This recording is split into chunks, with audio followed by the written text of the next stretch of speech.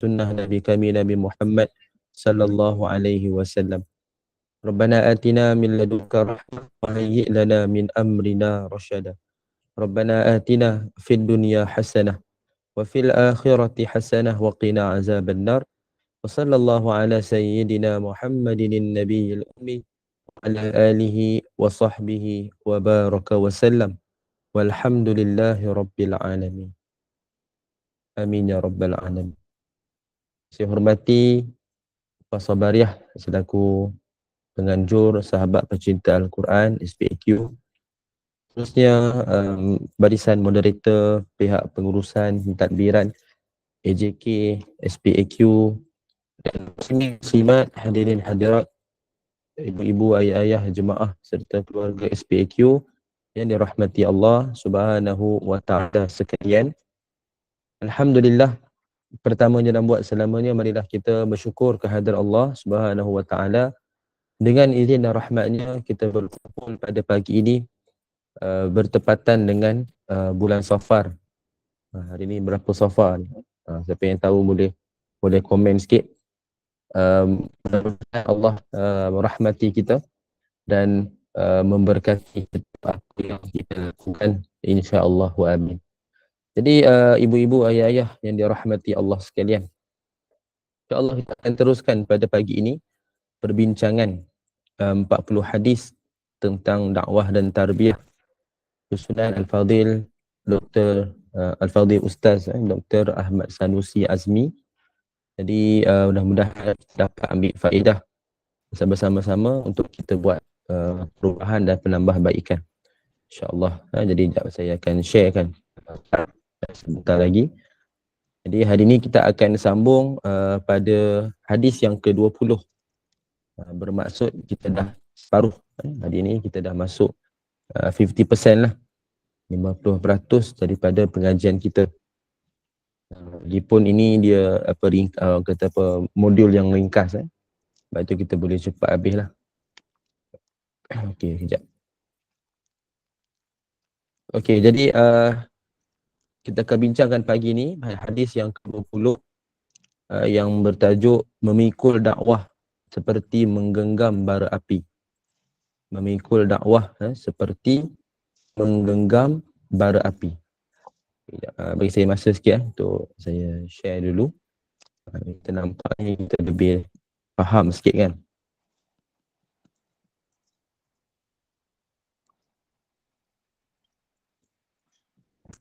Okey, dah share lah. Jadi keluar Okey, baik. Qala al-muallif rahimahullahu ta'ala wa nafa'ana bi ulumihi fi darain insyaallah wa amin. Hadis ke-20 bertajuk memikul dakwah seperti menggenggam bara api. Hadis yang disebutkan daripada Sayyidina Anas bin Malik radhiyallahu anhu, dia berkata Rasulullah sallallahu alaihi wasallam bersabda, yang bermaksud akan datang satu zaman nanti mereka yang bersabar atas perkara agamanya adalah seperti mereka yang menggenggam bara api. Hadis yang sahih dalam Jami' At-Tirmizi nombor 2260. Hadisnya ringkas datang satu zaman nanti mereka yang bersabar atas perkara agamanya adalah seperti mereka yang menggenggam bara api. Okey, jadi yang di mana kita dah sebutkan hadis ini yang ditujukan kepada siapa? Itulah umat sesudah wafatan Nabi SAW. Bermakna yang lahir, generasi yang lahir selepas itu dan sampailah hari kiamat. Cuma secara khusus zaman yang bila, waktu, tahun bila itu kita tak dapat nak kenal pastilah. Kan, kerana cuma Nabi sebutkan secara umum yang mana memang akan datang zaman tu yang menjadi susah. Dia bila mana kejahilan itu diangkat, bila mana kejahilan itu orang jadikan ikutan, dijulang lah. Kalau sebut diangkat ni maknanya dah tak ada kan. Seperti alim ulama yang akan diangkat tu, disebut dalam hadis. Apabila para alim ulama diangkat tu bermakna mereka telah meninggal dan tidak ada yang boleh membimbing. Maka siapa yang akan tinggal? Tinggallah orang-orang yang jahil yang akan dilantik sebagai orang-orang yang menguruskan agama.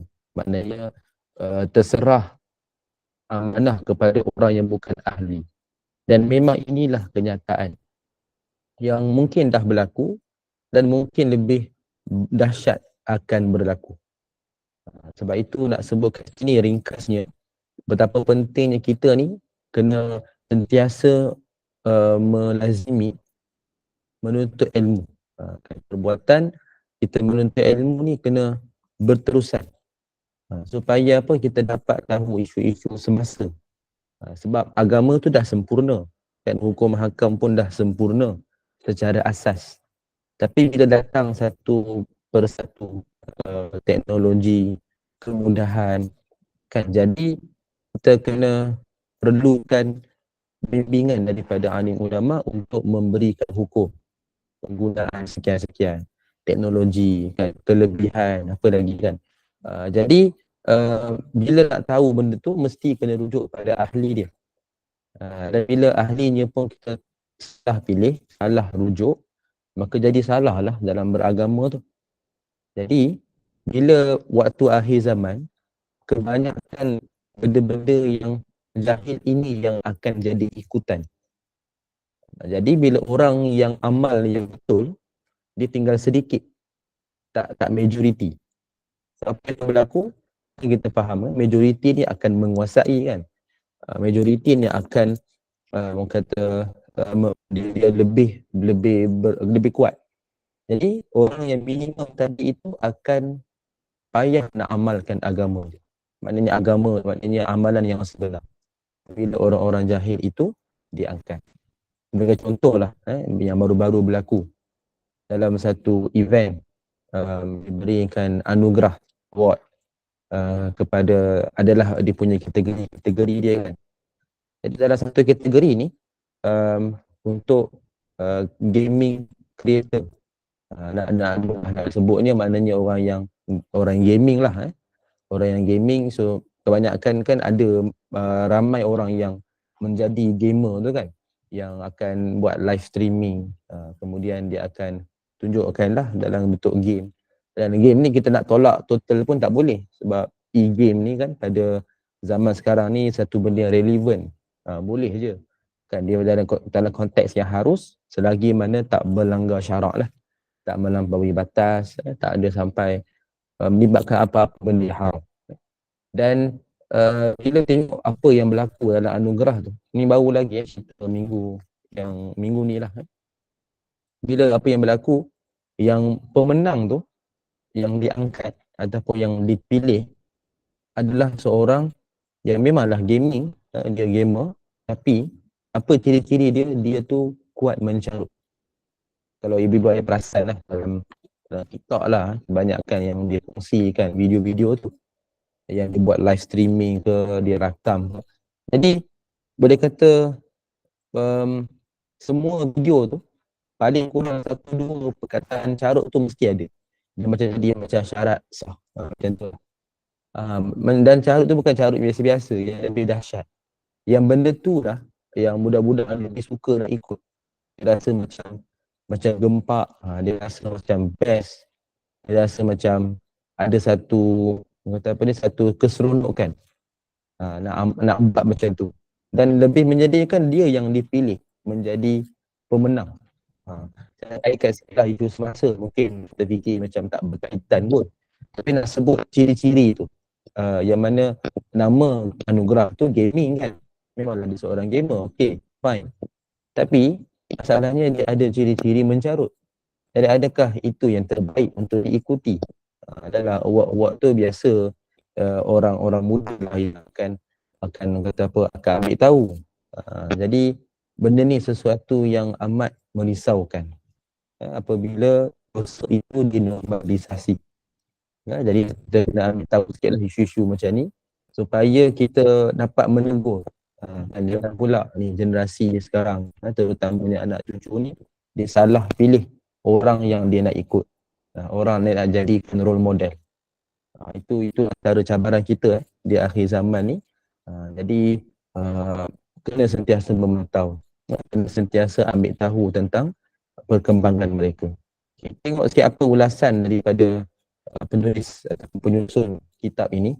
Hadis ini mengingatkan kepada kita bahawa Rasulullah SAW pernah berpesan tentang agama akan dilihat sebagai sesuatu yang asing. Kan? Yang Nabi sebut dalam hadis masyhur lah, yang datangnya agama ini ghariban, kan, secara asing, ganjil, janggal. Mereka kembali sama juga. Kembali balik enggak apa, janggal, nampak pelik. Tapi datangkan, tengok dalam dakwah Nabi SAW kan, betapa banyak cabaran kan, daripada awal tu nak disebarkan dan ada strateginya lah secara rahsia 3 tahun dan secara peperangan semua. Jadi pada awal tu perkembangan Islam tu dia memang secara pelik, maknanya secara susah payah, nak disebar, nak diamal, sampai kan banyaklah kata cabaran yang berlaku. Benda tu dah tersebar luas sampai hari ini, dan bila di akhir zaman lagi dekat dengan hari kiamat, dia akan kembali macam tu. So dia ada kaitan dengan hadis tadi. Maknanya bila dah nampak pelik, nampak asing, so masa tu nanti akan jadi balik apa yang berlaku pada zaman Nabi SAW, iaitu payah nak amal. Kadang-kadang orang yang menyampaikan kebenaran itu yang dikatakan salah, sesat, yang akan dipinggirkan. Kita jangan ada sekali pun sifat taksub. Bila ada sifat taksub tu memang kata totally damage lah. Sebab apa? Kita akan menganggap untuk tubuh tu, dia itulah yang betul, benar dalam semua perkara. Akhirnya kita tak dapat fikir dengan betul, dengan kata waras, benda yang dia sampaikan tu betul ke salah. Kan kadang-kadang lebih sedih kita terus bagi komen tanpa tahu apa cerita. Itu pun antara benda yang mencabar. Jadi ni Bonda Rohani tak tutup mic. Dia bergema sikit.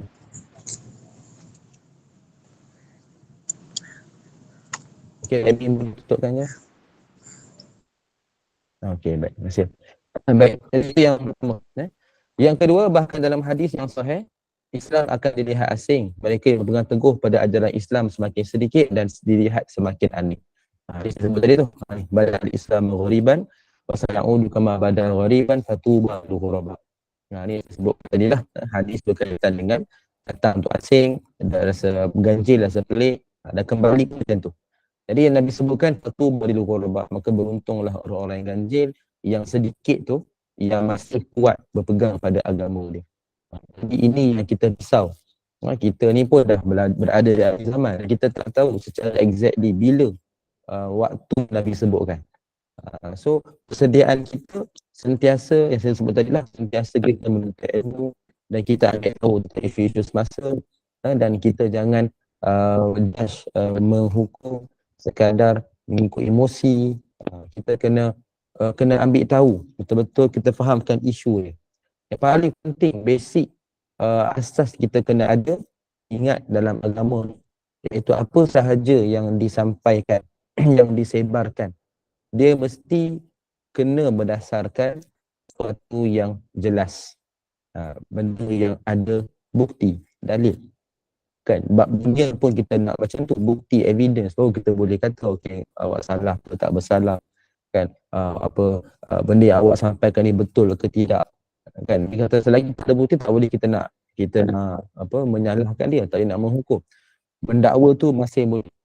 Kan, kita nak dakwa, maknanya kita nak laporan, lepas tu ada siasatan. Okey, itu semua proses. Selagi tidak diberikan hukuman, kan, selagi itu kita tak boleh menyalahkan dia. Cuma kalau bila tersebarnya berita dalam media sosial, orang kadang-kadang anggap benda tu betul. Kadang-kadang ada isu kan, okey, orang sekian-sekian didakwa mengambil rasuah, okey, didakwa menyalahgunakan amanah, didakwa membunuh sekian-sekian. Jadi dakwaan ni dia bukan sesuatu yang pasti. Tapi kalau buka komen, rata-rata orang terus buat persepsi, buat sangkaan. Inilah sangkaan buruk yang apa larang dalam Islam tu. Kan jangan buat sangkaan. Pasal benda tu dalam proses siasatan. Kerana kita pun tak ambil tahu dengan detail, kita pun tak tahu. Jadi kenapa kita berikan komen seolah-olah kita yang nampak dia buat salah.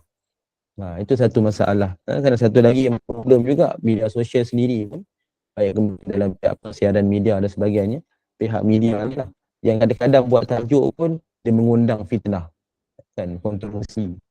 So dia pun salah.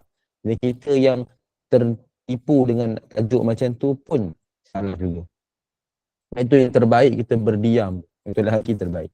Dia nak komen bukan-bukan, nanti kita yang akan dipertanggungjawab atas apa yang kita cakapkan. Jadi sebab itu kita kena berhati-hati. Jadi maknanya semakin dekat dengan hari kiamat, itulah akan berlaku. Bila kejahilan itu yang akan dijulang, dinormalisasi.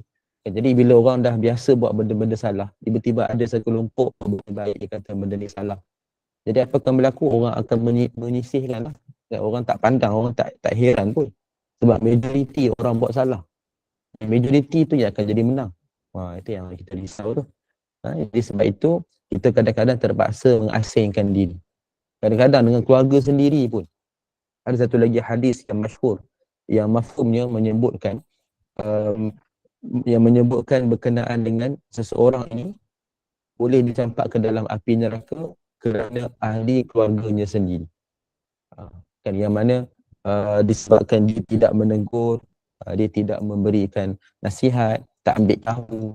Jadi akhirnya dia dipertanggungjawabkan. Contoh ayah mungkin tak ambil tahu langsung pasal anak, so anak buat salah, dan memang kalau dia dah balik dia tanggung. Tapi salah kat kita juga sebab kita tak ambil tahu, tidak mengambil berat. Jadi kalau kita dah tegur, dia malas buat tu atas diri dia sahaja. Tapi kalau kita pun tak tegur, dia pun buat salah, so dia pun kena kalau dia dah balik. Dan kita pun kena sebab tak tegur tu. Jadi sebab itu kita kena sentiasa memikirkan, sentiasa kita muhasabah lah. Kerana jangan kita fikir hanya untuk diri sendiri. Kita kena fikir juga apa amanah kita pegang. Dan sebagai seorang pekerja, amanah kita di tempat kerja, dengan majikan, dengan kawan-kawan kerja, mungkin dengan anak-anak buah kita. Kalau kita memegang, kita memang sebagai seorang mak ayah, abang kakak, mungkin atuk nenek, so kita ada amanah juga keluarga kita tu. Jadi pastikan kita sentiasa mengambil tahu dan sentiasa kita mengambil berat tentang mereka. Jangan sampai tak ambil tahu langsung, akhirnya bila mereka buat salah, kita pun dipertanggungjawab. Kenapa? Sebab kita tak menegur, dan tidak terlepas daripada amanah tersebut. Kalau dah tegur, masih lagi buat, kita teruskanlah teguran tu. Tapi insyaAllah tak kenalah berdosa. Tidaklah berdosa kerana kita telah melakukan tanggungjawab. Cuma dia tak nak dengar. Kan? Tapi kalau ni masalahnya tak buat langsung. Itu yang masalah. Jadi, ketika menghuraikan hadis ni, Al-Imam An-Nawawi rahimahullah menggambarkan bahawa mereka yang benar-benar berpegang kepada ajaran Islam akan dilihat asing dan semakin sedikit seperti permulaannya dahulu.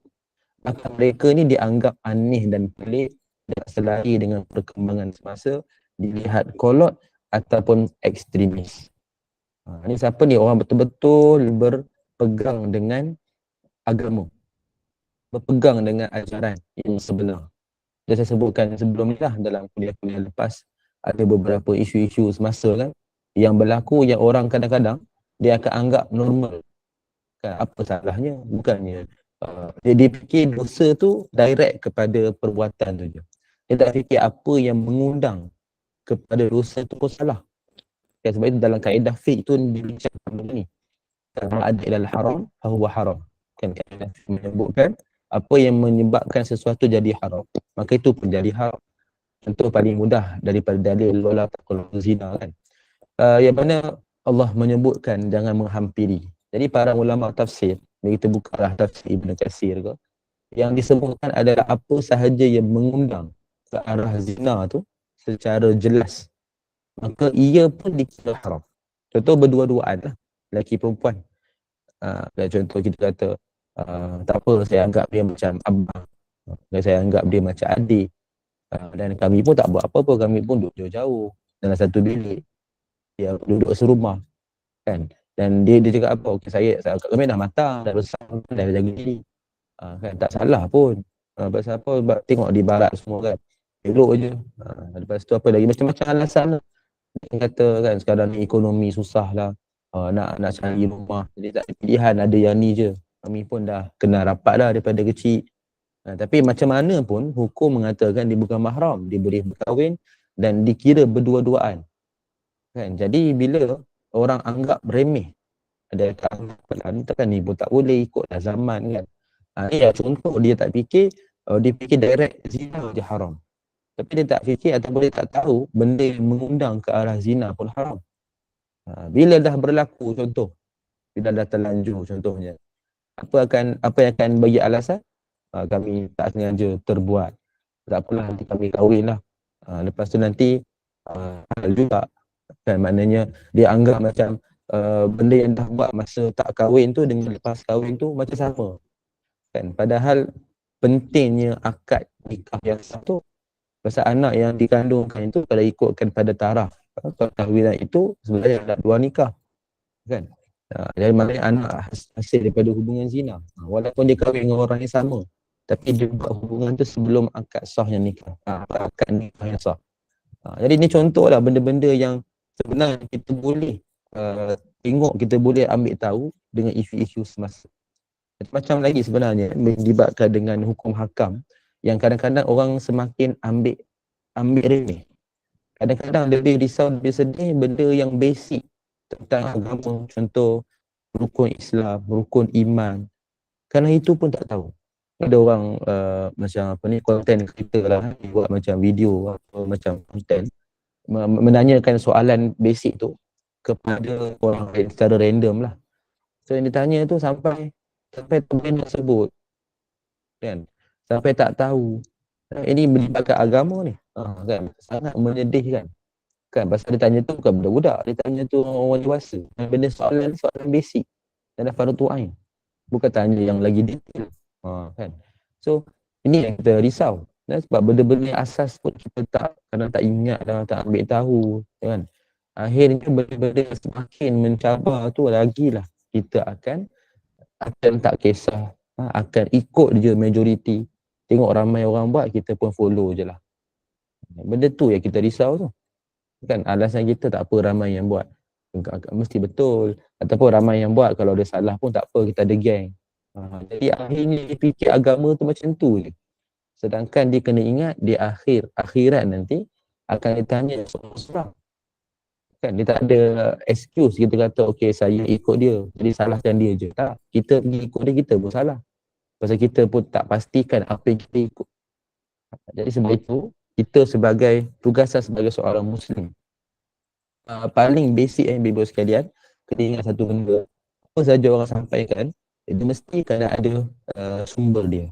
Jangan sekadar kita dengar cerita, memang cerita kadang-kadang seronok, dengar macam luar biasa kan, kisah-kisah dia, tapi bila tak ada sumber, lalu dikatakan dia pun cerita, saya pun dengar daripada guru saya atau dengar daripada sekian-sekian, tapi sumber tu tak jelas.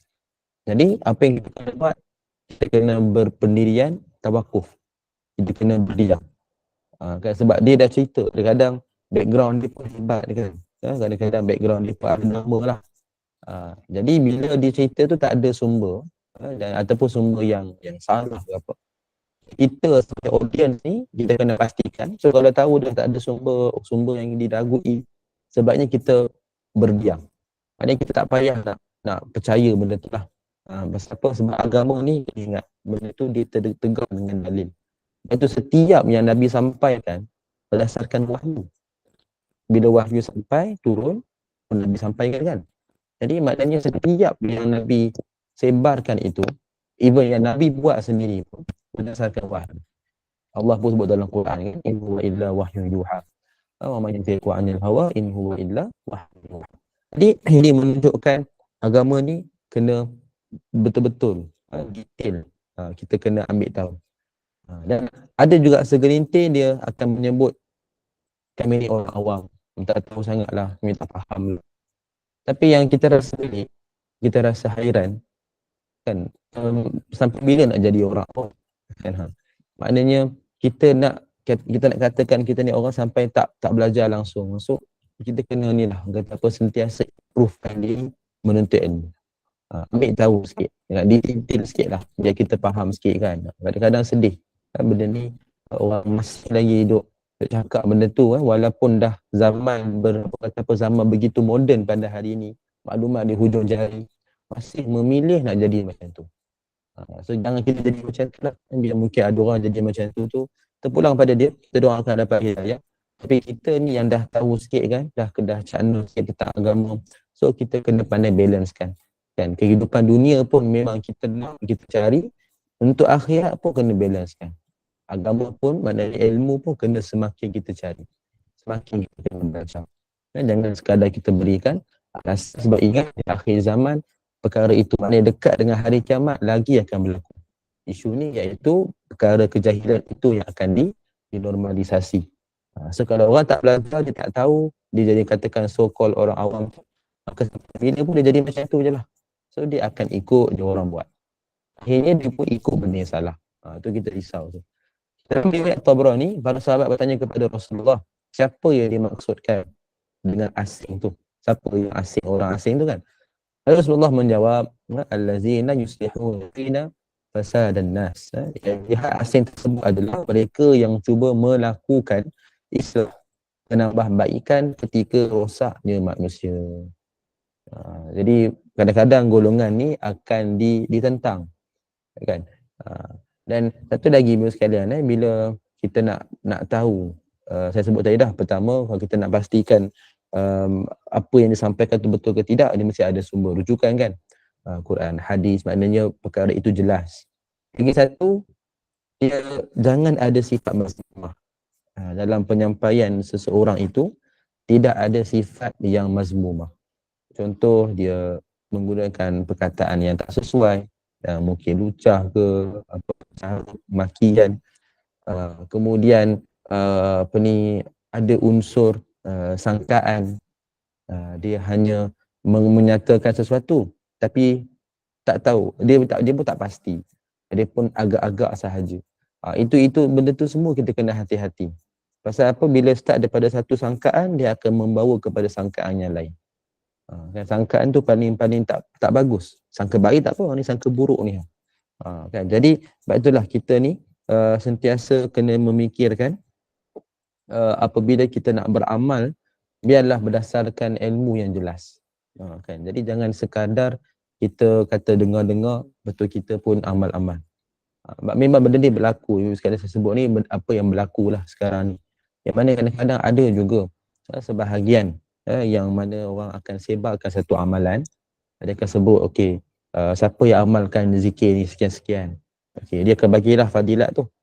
Satu, dimurahkan rezeki lah, dimudahkan urusan, mendapat kematian yang baik. Ini contoh. Lalu dia pun menyebutkanlah zikir tu. Okey.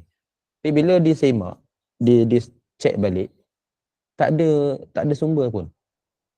Lalu bila ada orang tanya apa sumbernya, maka dia mengatakan, saya dengar ataupun saya dapat ijazah daripada guru saya. Ini masalahnya, zikir tu tidak ada sumber dalam Quran dan hadis. Dan yang dikatakan zikir kan, tapi maknanya lafaz tu tidak disebutkan. Jadi bila tanya sumber dia pun kata guru sahaja.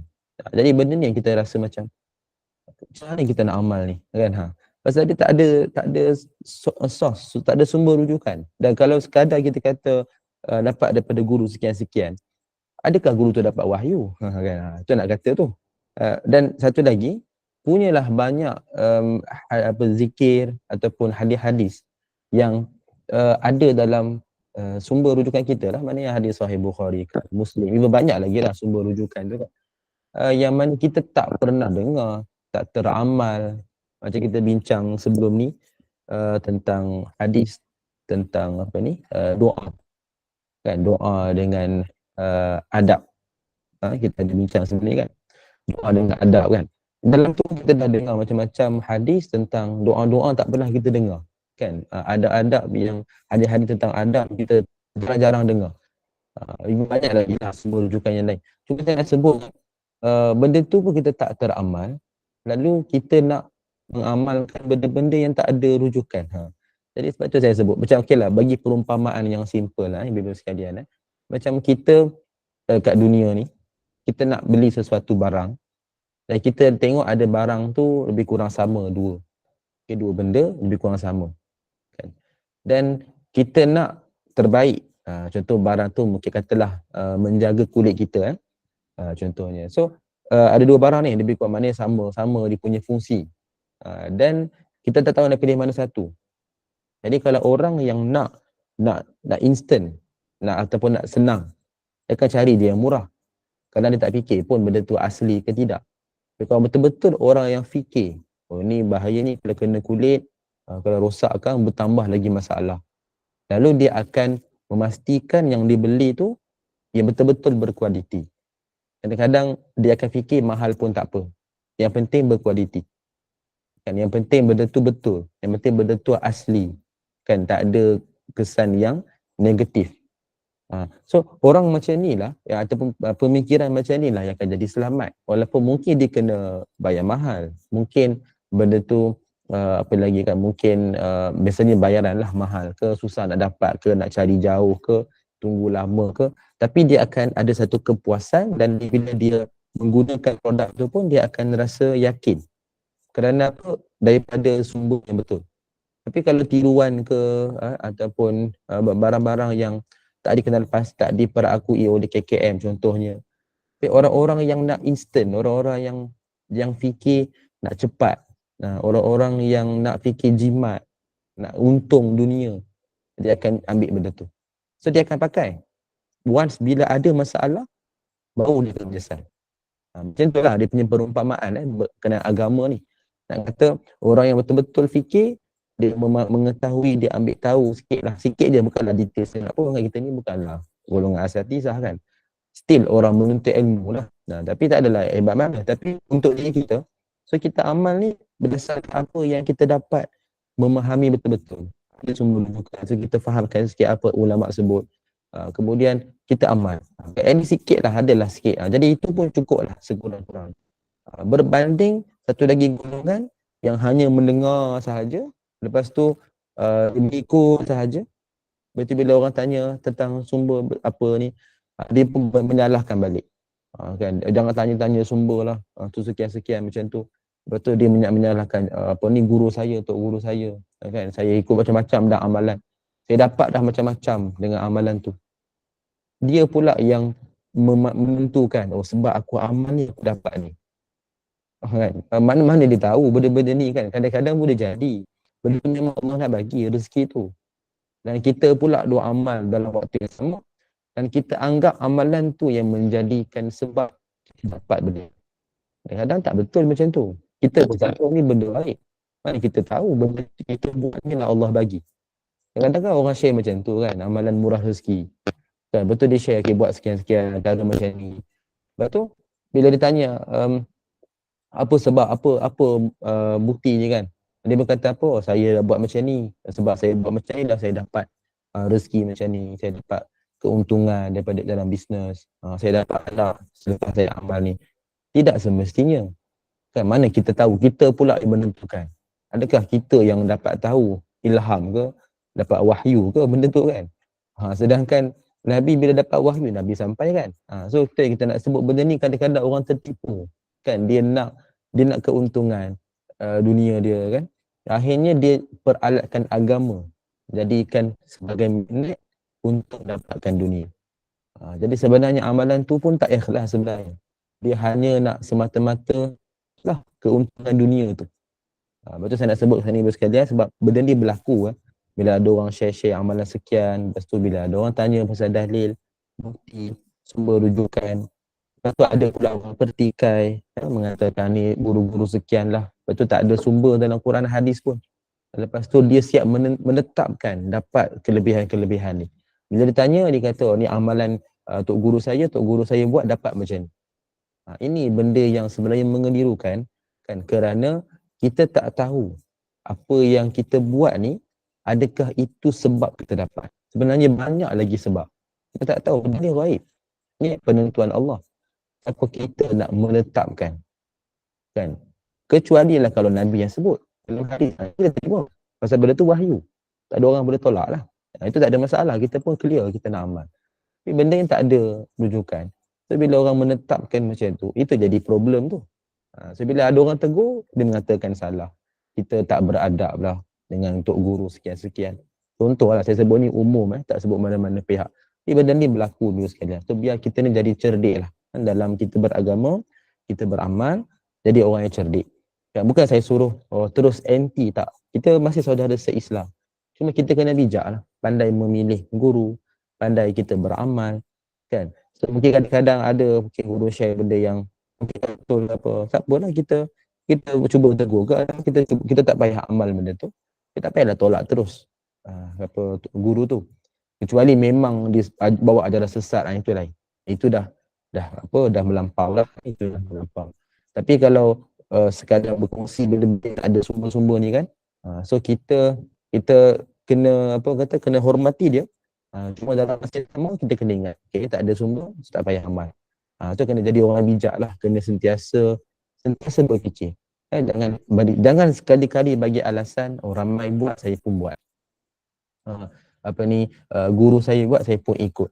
Jangan sekadar taklid macam tu. Sebab kita zaman info, zaman teknologi, zaman maklumat mudah sampai. Kan? Jadi takkan kita masih duduk dalam zaman ni. Tapi cara kita tu hidup macam zaman dulu. Cara kita amal ni hidup zaman dulu. Zaman tak ada teknologi, zaman tak tahu maklumat. Kan? Jadi kita kena ikut zaman. Barulah kita dapat beramal dengan cara yang betul. Sebab kadang-kadang Allah bagi ujian tu ikut pada zaman tu. Kan? Allah bagi ujian, Allah bagi apa-apa cabaran ikut pada zaman. Contoh macam anak-anak lah. Kan? Anak zaman dulu lain, zaman sekarang lain. Walaupun kita jaga dia, bentuk dia macam mana pun, tapi kena ingat persekitaran tu. Kena ingat dia punya situasi sekarang tu, zaman tu. Tak boleh kita nak mengelak. Macam mana pun dia akan kena juga. Kan? So kita kena masuk zaman ni. Kalau kita ambil cara zaman dulu bawa zaman sekarang, tak semua yang relevan. Ada relevan tu relevan lah, tapi tak semua. Sebab itu kita kata biar kita amal agama pun ikut pada perkembangan zaman. Ni agama tak berubah. Agama tetap sama, tak sempurna. Cuma nak kata cara nak beramal, cara kita menuntut ilmu, kan, dia kena ikut dengan perkembangan zaman. So biar kita ni dapat untuk beramal betul-betul lah. Jangan sekadar kita berikan alasan, amal buat, kita pun buat. Kena ingat akhir zaman banyak berlaku yang kejahilan. So kalau ramai orang buat jahil, kita pun tak ambil tahu betul ke salah, kita pun buat, akhirnya kita pun akan jadi orang jahil lah. Kan? Jadi sebab itu biarlah kita ambil faedah kat sini, janganlah kita bagi alasan macam tu. Hari ini kerosakan dalam agama banyak yang berlaku. Sebahagian Muslim membawa acuran pemikiran liberal, dia mengasingkan agama daripada kehidupan, kan? Dia kalau bab ibadah tu dibuat lah, tapi dalam bab dunia dia asingkan agama. Dia menganggap tak payahlah, kan, ikut pada aku apa yang aku nak buat, kan? Dia ada fikir macam tu. Kan, jadi kadang-kadang golongan ni dia campur-campur lah. Tak semestinya golongan tertentu, campur-campur.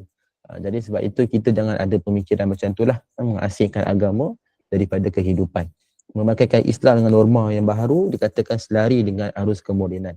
Ada juga pertikai hukuman dalam Quran, menafsirkan Quran tidak berlandaskan panduan Rasulullah sallallahu alaihi wasallam, ikut akal logik je, memandang ringan kerosakan LGBT. Ini satu lagi hal ni. Bahkan memperlekeh undang-undang yang termaktub dalam Quran yang dianggap keras ataupun mundur.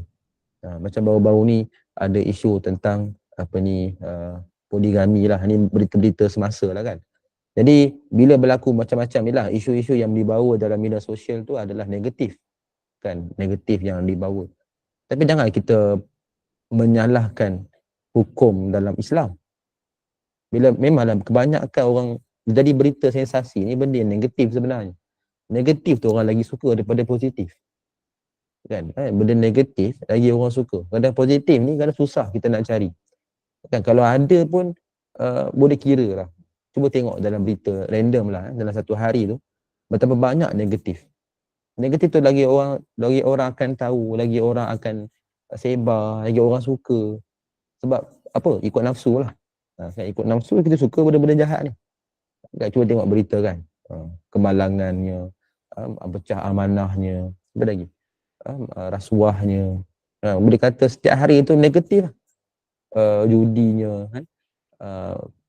Pembunuhan kan. Contohnya bab poligami lah. Ini pun baru-baru berlaku juga. Ada satu pihak yang nama dia ni lah kata famous juga nama dia famous, mana follower dia ramai dalam Facebook tu. Dia bagi komen, dia kata apa, dia bagilah isu semasa tentang poligami tu. Lepas tu dia sebut inilah dark side poligami dalam Islam. Maka ayat ni membawa persepsi yang buruk. Kita dalam bab poligami, walaupun kita mungkin tidak amal, okay, dan kita mungkin tak berapa suka, mungkin bukan tak suka apa, maknanya kita kata tak apalah, saya memilih nak seorang saja, ke monogami, tak nak poli kan. Itu okeylah, itu pilihan masing-masing kan. Tak semestinya kena amal pun. Maknanya ikut kepada kemampuan. Okey. Tapi jangan kita mungkin tak amal tak apa, jangan sampai salahkan. Jangan sampai pertikai. Jangan sampai memburukkan hukum tu. Dia sebut dark side. Betul, macam-macam komen masuk. Mengatakan lelaki ni kuat nafsu lah, gila seks lah, macam-macam negatif lah. Dan ini seolah-olah menyalahkan hukum dalam Quran tu yang telah membenarkan poligami tu. So kita kena ingat satu hukum ni, kita mungkin tak amal, kita mungkin tak buat, macam sunnah Nabi pula, kita mungkin tak buat. Tapi jangan sampai kita menyalahkan. Bila dah menyalahkan tu, ada unsur seolah-olah kita menolak tentang hukum tu. Tadilah ayat dari dark side poligami. Macam seolah-olah memang kalau orang yang berpoligami macam ni lah berlaku. Sedangkan ada je pasangan-pasangan yang berpoligami yang hidup bahagia, sejahtera sebab saling membantu dan sebagainya kan. Tapi itu tak diangkat sangat, tak dibawa ke dalam berita. Jarang kita dengar isu tu. Tapi kalau yang negatif ni yang dibawa-bawa, akhirnya orang pun anggap negatif sahaja tentang hukum ni. Jadi itu yang saya sebut tadi, kita mungkin tak amal, tapi jangan sampai kita nak mengatakan seolah-olah salah benda tu. Kan? Jadi sebab itu kena hati-hatilah dengan fitnah akhir zaman. Satu lagi, dalam apa-apa yang kita dengar daripada berita pun kena juga berhati-hati. Sebab baru-baru ni ada beberapa isu yang dalam berita yang telah dia diubah sikit dia punya tajuk, isi dia nak bagi lebih shock orang baca kan, lebih lebih negatif. Akhirnya rupa-rupanya sampai dia telah menyampaikan info yang salah. Ada beberapa isu baru-baru ni lah. Jadi sebab itu saya nak sebut kat sini, benda yang orang bagi tahu dalam berita pun boleh jadi salah, ataupun kita salah faham, ataupun tak detail, ataupun macam pernah berlaku juga kan, orang dah bagi tahu sekian-sekian siapa yang salah, tiba-tiba orang lain pula yang bersalah. Jadi kalau orang yang duk komen sebelum-sebelum tu kan mengata macam-macam, macam mana kita nak jawab kan? Sebab itu dalam berita ni pun kita kena ambil iktibar je. Dan kalau boleh janganlah kita duk ngata-ngata bukan-bukan. Ambil iktibar. Apa pengajaran? Okey, cukup. Itu paling selamat. Kita tak sentuh kepada peribadi orang tu. Bukan apa, kita risau kalau kita komen tu tak kena, tak betul. Jadi kita akan dipertanggungjawab di akhirat nanti. Ni zaman fitnah ni, zaman info yang tersebar dengan meluas. So masing-masing ada hak nak komen, nak buat apa-apa kan, nak share kat mana-mana. Akhirnya orang dah sebenarnya dia tak perasan yang dia buat salah sebenarnya. Dia tak perasan yang dia buat tu membawa kepada dosa. Ni daripada ujung jari. Yang ni adalah zaman fitnah sebenarnya.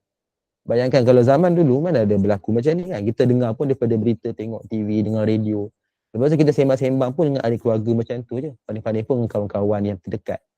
Mana ada berita kita ni sampai kepada orang jauh-jauh. On the spot tak ada. Tapi hari ni dapat satu berita, kita forward dalam beberapa grup. Setiap grup tu ada ratusan orang, ada ribuan orang contohnya. Lepas tu kena pula info kita bagi tu salah. Contoh, info tu salah, kita share. Ada pula orang percaya, orang lain pula duk share. Bayangkan, kita jadi orang yang paling tertinggi. Yang buat tu, kalau benda baik tak apa, dakwah lah tu kita nak sebarkan, okey baguslah. Tapi kalau benda tu salah, benda tu menimbulkan fitnah, kita menjadi orang yang paling atas yang sebarkan. Bayangkan betapa banyak dosa kita akan terkumpul secara tak langsung sebenarnya. Inilah zaman fitnah yang kita tak perasan. Lepas tu nak paling selamatlah daripada zaman-zaman benda-benda macam ni, kita kena banyak mendiamkan diri. Maknanya tawakuf. Ingat tawakuf tu kita berdiam.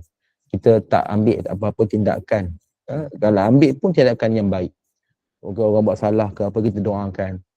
Kita ambil iktibar. Okay dah. Kalau kita mengata, kita kadang-kadang mencaci, maki, bertambah-tambah lagi dosa. Dalam kita fitnah je dah dosa lah.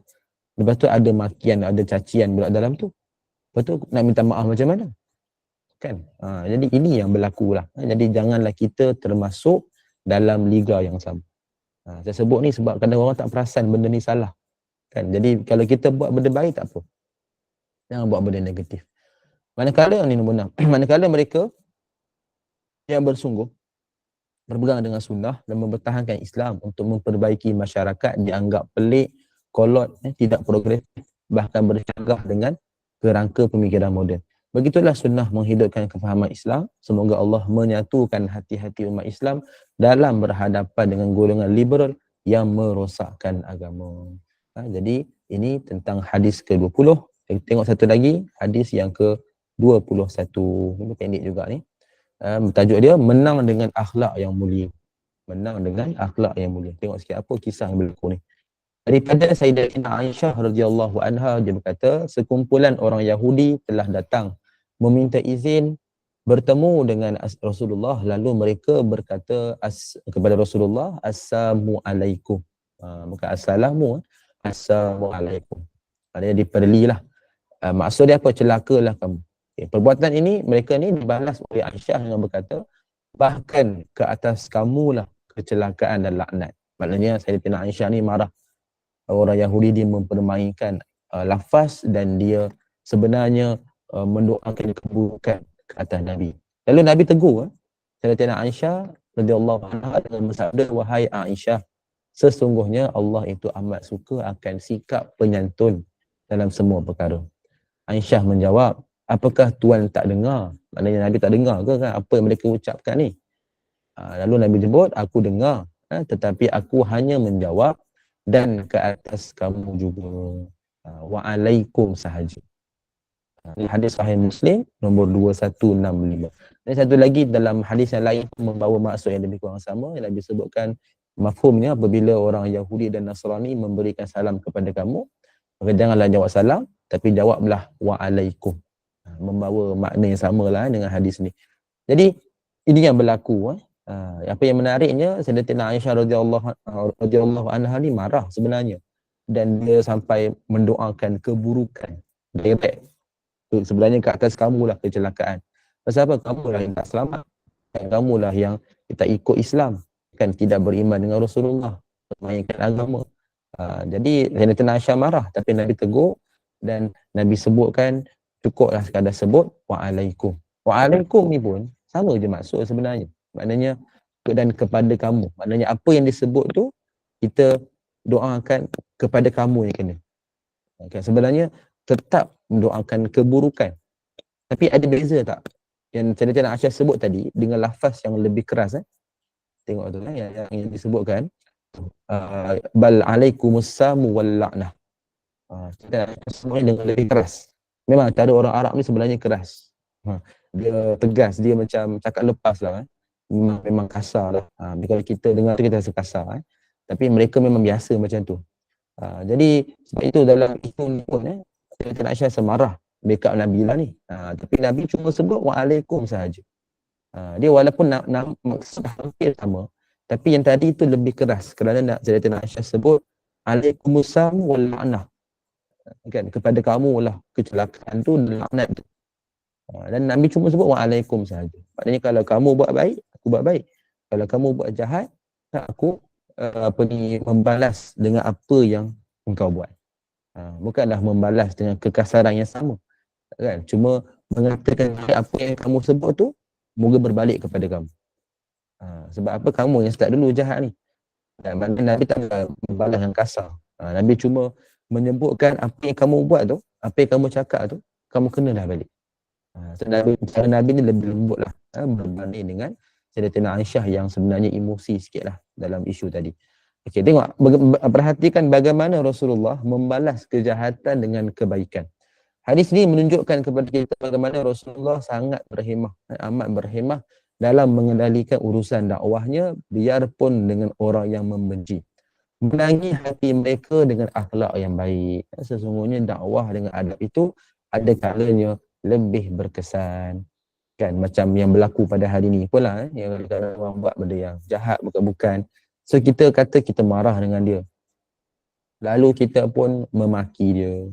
Kan mengatakan ni kau mencela agama aku cela balik kau, aku maki balik agama kau, aku hina balik. Jadi sebenarnya tak ada apa pun yang berlaku. Kita sebenarnya dikuasai emosi dan kadang-kadang boleh melampaui batas. Kan? Jadi sebab itu kita kena pandai. Pandai. Bila orang buat salah, ya orang buat salah, orang buat jahat, orang mengata bukan-bukan. So kita kena pandai memikirkan ayat ataupun cara yang lebih berhemah. Kan? Supaya dia akan nampak kita ni walaupun dibuat macam tu pun kita tetap balas dengan kebaikan. Itu akan lebih berkesan. Maknanya dia akan faham, oh Islam ni dia berhemah lah. Kan? Islam ni dia kata apa, sopan. Maknanya tak adalah orang buat jahat balik, tak. Kan? Maknanya kita buat dengan cara yang lebih sesuai. So itu boleh jadi asbab dia masuk dalam Islam. Contohnya, kisah Yahudi memeluk Islam adalah antara contoh terbaik bagaimana Rasulullah menangani karenah sasaran dakwah. Menurut riwayat Imam Ibn Hibban sahihnya, terdapat seorang pendeta Yahudi, dia berpura-pura menguji Rasulullah, memberi hutang kepadanya. Yahudi ini kemudian meminta bayaran balik hutang tersebut lebih awal sebelum itu yang dipersetujui bersama. Setelah itu Yahudi tersebut turut minta baju Rasulullah, mengherdik dia, bukan mengutuk Nabi Abdul Muttalib. Ini adalah keturunan dia. Ada Rasulullah dan Umar. Umar menahan marah. Namun Rasulullah dengan tenang meminta Umar supaya melunaskan hutang ini. Akhirnya Zaid bin San'ah, pendeta Yahudi ini sendiri mengaku kepada Umar bahawa tindakannya itu hanyalah menguji Rasulullah. Nak tengok kesabaran Rasulullah tu. Kan akhirnya beliau memeluk Islam. Bayangkan betapa kita rasa betapa anehnya kan dengan perbuatan Nabi ni yang begitu berhemah boleh menjadi asbab orang masuk Islam. Betul nak menunjuk kita ni pun kena ada sikap macam tu. Memang kita rasa marah tu memang ada, tapi kena tahan. Kita kena fikir jangan emosi menguasai diri. Biar akal menguasai diri. Bila emosi kuasai diri tu yang berlaku macam-macam isu tu kan. Jadi biar kita fikir akal tu. Maknanya kita macam mana marah pun tenang. Kan kita mengelakkan marah, kawal marah tu. Kita amalkan yang kita dah pernah belajar tentang kemarahan tu kan. Lalu kita buat bertindak yang sesuai. Kan. Jadi kata beliau kepada Umar, pendeta tu, wahai Umar, semua tanda-tanda kenabian terdapat padanya telah pun aku ketahui ketika melihat wajah, iaitu kecuali dua perkara aku belum uji. Sifat pengasihnya mengatasi kejahilan. Sifat cara Nabi ni bertindak ni mengikut akal, kan? Bukan mengikut nafsu.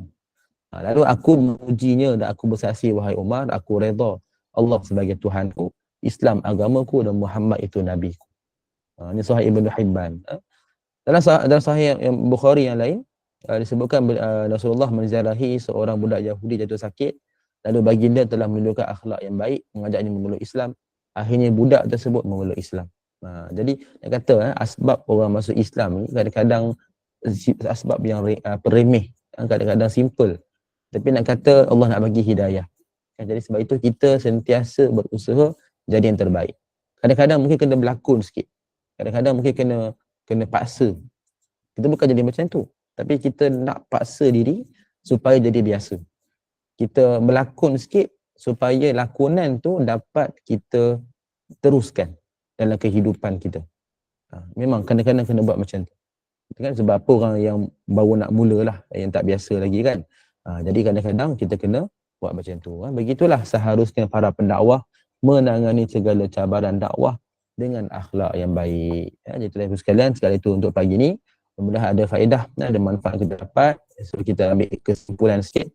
Yang 20 kita dah bincangkan tadi, kepentingan kita beramal. Kita pastikan pada akhir zaman ni banyak kejahilan terangkat. Jadi kita mana kejahilan ini yang akan orang akan ikut, orang akan amal. Jadi kita pastikan kita ni terselamat daripada kejahilan dengan cara sentiasalah kita menuntut ilmu dan kita kena bijak dalam memilih guru. Pastikan semua yang kita beramal tu adanya sandaran. Penting. Kalau tak nanti orang macam-macam orang boleh sebab kita hanya mengatakan alasan orang buat, dia buat, guru saya buat. Akhirnya kita ikut tanpa sebarang rujukan. Hadis ke-21, kesimpulan adalah pentingnya kita ni sentiasa berakhlak mulia. Kadang-kadang kita emosi bila orang buat mengata bukan-bukan, buat yang bukan tentang agama kita. Tapi kita kena ingat dalam masa yang sama, kita juga kena ada sifat lemah lembut supaya dengan lemah lembut itu sebenarnya boleh menarik mereka menjadi asbab mereka ni masuk Islam. Seperti mana kisah-kisah yang telah kita bincangkan. Mudah-mudahan ada faedah, mudah-mudahan kita dapat amal dan sampaikan kepada kawan-kawan. Dan saya serah ke majlis kepada Opah. Alhamdulillah, banyaknya perkara yang Opah tak tahulah Ustaz. Takut juga rasanya, tapi macam mana nak mencari kepastian ya. Okey. Tambahlah Opah panggil kan. Panggil-panggil jemput-jemput ni nanti kalau ada yang tak kena lah, jenuh nak tanggung orang nombor 1 Ustaz kata. Okeylah Ustaz, nanti nak tanya penasihat apa nak buat dan menasihati apa seterusnya akan dilakukan terhadap beri berhati-hatilah terhadap jemputan-jemputan ya. Terima kasih banyak-banyak kepada Afadil Ustaz yang sudi bersama-sama SPAQ pada hari ini. InsyaAllah kita akan teruskan topik yang sangat menarik ini untuk pada hari waktu yang sama, waktu minggu depan ya. Dan sahabat-sahabat semua, terima kasih banyak-banyak kerana sudi bersama-sama SPAQ daripada 6.45 pagi hingga sekarang. Dan setakat ini perjumpaan kuliah duha kita hanya setakat ini, dan kita akan berjumpa lagi pada pukul 5.30 petang untuk bacaan mat surat dan 8 malam untuk bacaan 3 surah Al-Fatihah. Sehingga bertemu lagi Ustaz, mohon Ustaz tutupkan dulu majlis kita, kafaratul majlis dan suratul As. Silakan Ustaz. Subhanakallahumma wa bihamdik asyhadu an la ilaha illa anta astaghfiruka wa atubu ilaik. Bismillahirrahmanirrahim. Wal 'asr innal insana lafi khusr illa alladhina amanu wa 'amilus solihati wa tawassaw bil haqqi wa tawassaw bis sabr. Wassalamualaikum warahmatullahi wabarakatuh. Waalaikumsalam warahmatullahi wabarakatuh. Terima kasih sekali lagi Ustaz. Terima kasih sahabat-sahabat.